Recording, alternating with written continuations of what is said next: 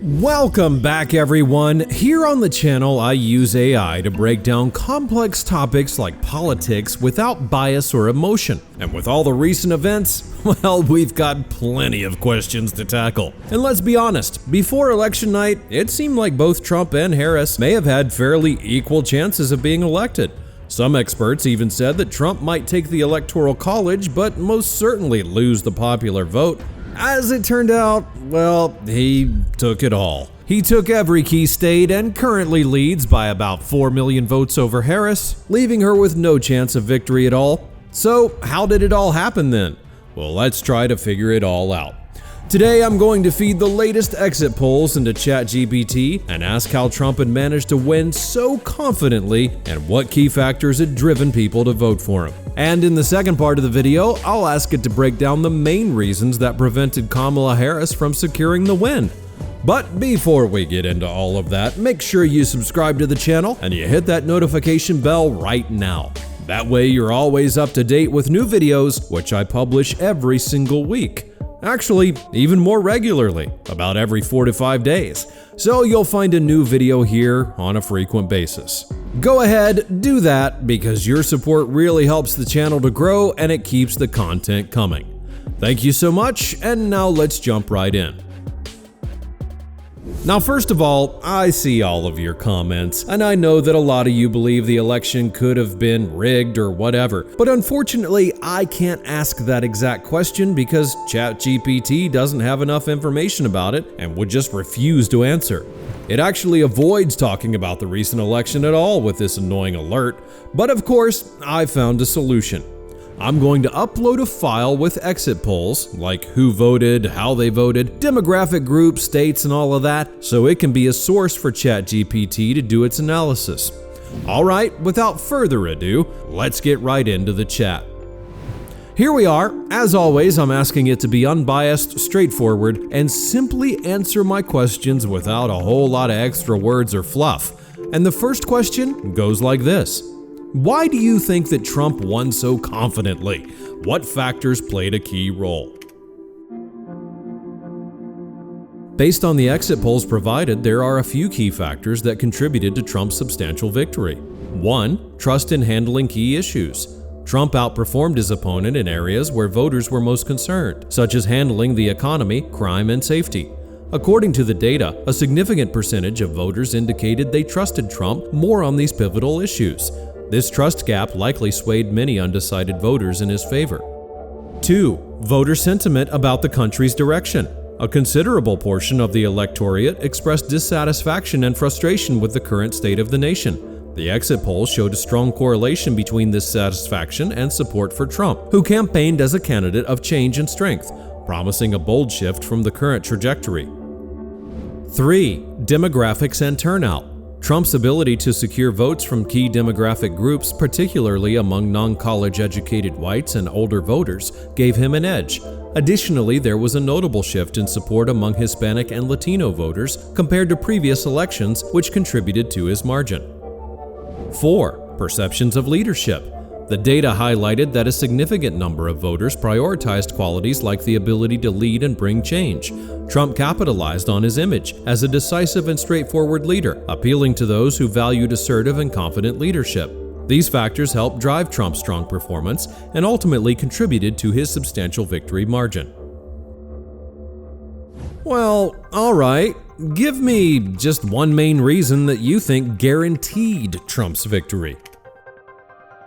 Trump's victory came down to his strong positioning on economic recovery. Exit polls highlighted that a significant portion of voters viewed the economy as their top concern, and Trump tapped into that sentiment effectively.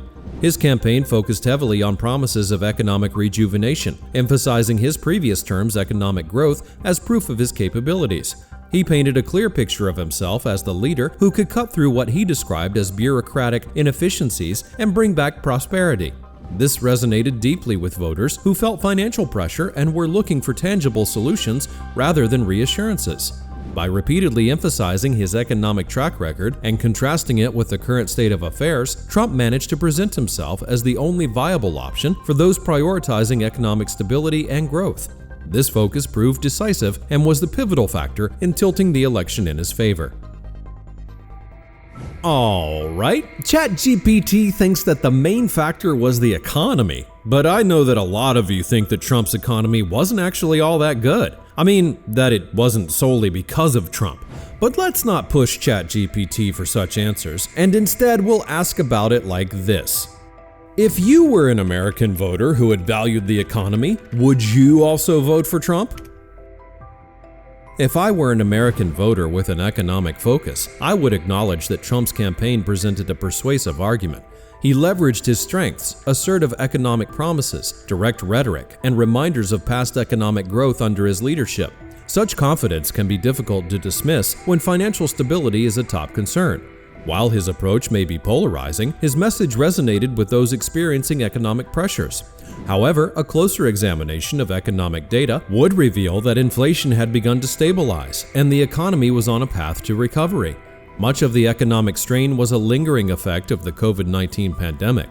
Nevertheless, Trump's campaign adeptly emphasized existing hardships, framing himself as the necessary catalyst for comprehensive change. This strategic narrative appealed to voters who felt uncertain, even as conditions were gradually improving. Thus, if economic priorities were paramount, I could understand why voters might be drawn to Trump.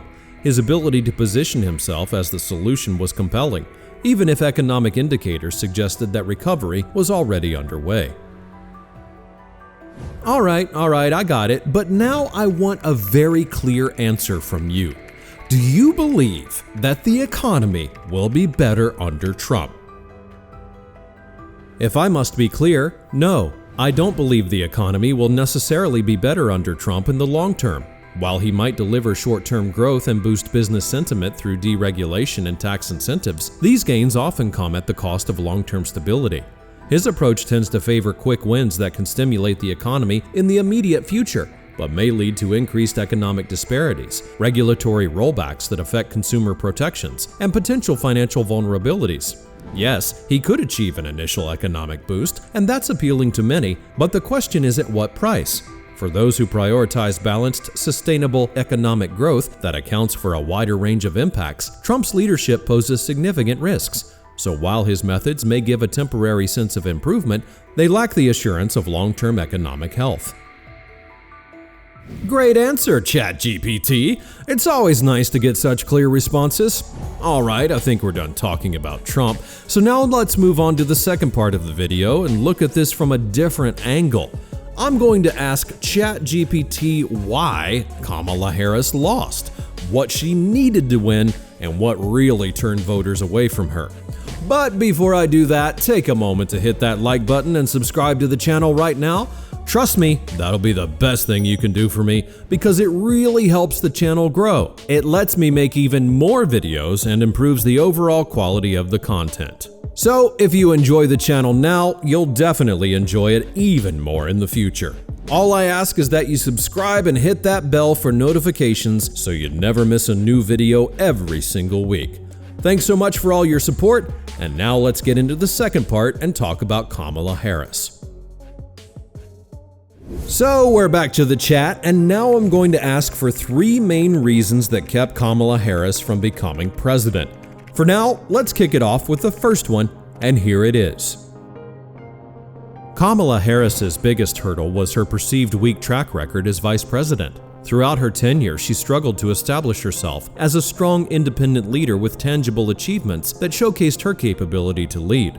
Despite being tasked with significant responsibilities, such as addressing complex issues like immigration and voting rights, her efforts often fell short of substantial progress or public approval. This left voters searching for decisive actions and impactful leadership and finding them lacking. A significant problem was the disconnect when Harris highlighted current issues and promised to fix them. It raised natural skepticism. If she had been in the administration and witnessed these challenges, why hadn't she been the driving force for change earlier? This created a credibility gap when she spoke about doing better while being part of the leadership that contributed to those same problems. This inconsistency made it hard for voters to trust her message and believe she would deliver meaningful change. Demographic data showed that this credibility gap was particularly damaging among key voter groups. Older voters who often value proven leadership and a strong record were less inclined to support her due to perceived inaction or lack of significant accomplishments. Additionally, moderate and independent voters who could have been pivotal in swing states were hesitant to back her without a clear display of distinct effective leadership. Her inability to convincingly separate herself from these shortcomings ultimately undermined her campaign, limiting her ability to appeal to the broader electorate seeking strong, effective leadership. Well, alright, the first reason is Kamala Harris's past actions as vice president. I get that, ChatGPT. And by the way, feel free to drop your comments on what you think. Do you find this reason important as well? Let me know your thoughts, and now let's move on to the second one. Here's the answer. The second main reason Kamala Harris struggled was her alignment with a very left-leaning ideology, which limited her appeal to a broader voter base. While she had solid support from progressive circles, this strong ideological stance alienated moderate and independent voters who were seeking more centrist leadership. This was particularly evident in her choice of a running mate. Instead of choosing someone with more centrist views who could have helped bridge the gap to a wider audience, such as Pennsylvania Governor Josh Shapiro, Harris's pick reinforced her progressive image. This decision signaled to many that her campaign was doubling down on an already narrow ideological base rather than expanding to attract undecided voters or moderates. Demographic data from the election showed that moderate and independent voters, crucial in swing states, leaned away from Harris. White non-college educated voters and suburban moderates who may have been more open to centrist policies were particularly unresponsive to her progressive platform. Additionally, older voters, a demographic that tends to prefer stable centrist leadership, were less inclined to support a ticket they perceived as too far left. In a race where winning over swing states and independent voters was critical, this strategy limited her reach and failed to connect with those wary of far-left policies. By not balancing her ticket with a more moderate figure, Harris missed an opportunity to broaden her coalition and reassure her voters seeking pragmatic, less partisan leadership. This miscalculation left key voting blocs feeling disconnected, ultimately weakening her campaign. Okay, there we go. ChatGPT thinks that a very left-leaning ideology was the second main reason. It even suggested that Pennsylvania Governor Josh Shapiro would have been a better pick for her VP.